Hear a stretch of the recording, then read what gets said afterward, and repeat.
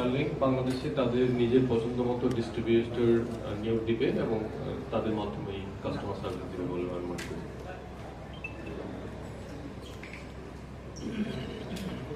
আমি বাইজিৎ, আমি কাজ করি জিটিভিতে।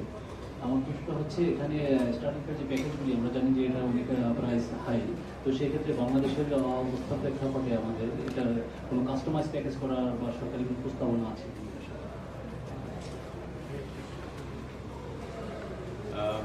আচ্ছা, বিজনেস রিলেটেড বিষয়গুলো কোম্পানির নিজস্ব।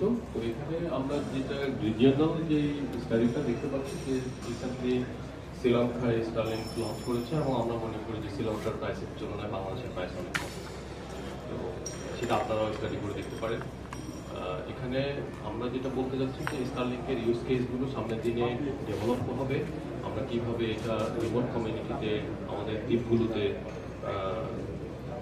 উপকূলীয় এলাকায়, বন্যা প্রবণ এলাকাগুলোতে, অর্থাৎ আমাদের যারা এতদিন হাই স্পিড ইন্টারনেটের বাইরে ছিল তাদের সাথে কীভাবে কানেক্ট করবো সেই ইউজ কেসগুলো সামনের দিনে ডেভেলপ করা হবে আর কি।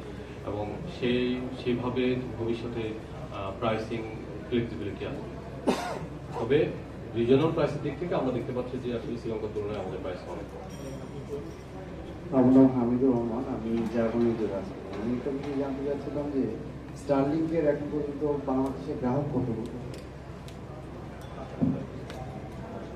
স্টারলিংকের গ্রাহক ঠিক সংখ্যায় কত সেটা স্টারলিংকই বলতে পারবে। হ্যাঁ, এই প্রশ্নটা তাদেরকে জিজ্ঞেস করতে পারেন। তবে আমরা কিছু আইনি জটিলতায় পড়েছি, অধিকাংশ গ্রাহককে আমরা এখনো সার্ভ করতে পারিনি, কারণ কিছু tax and duty related issue ছিল, সেগুলো রিসেন্টলি আমরা সলভ করার চেষ্টা করছি।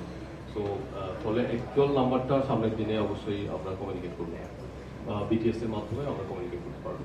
তবে অ্যাকচুয়াল নাম্বারটা আসলে স্টারলিংকের মাধ্যমে আসতে হবে। হ্যাঁ, থ্যাংক ইউ।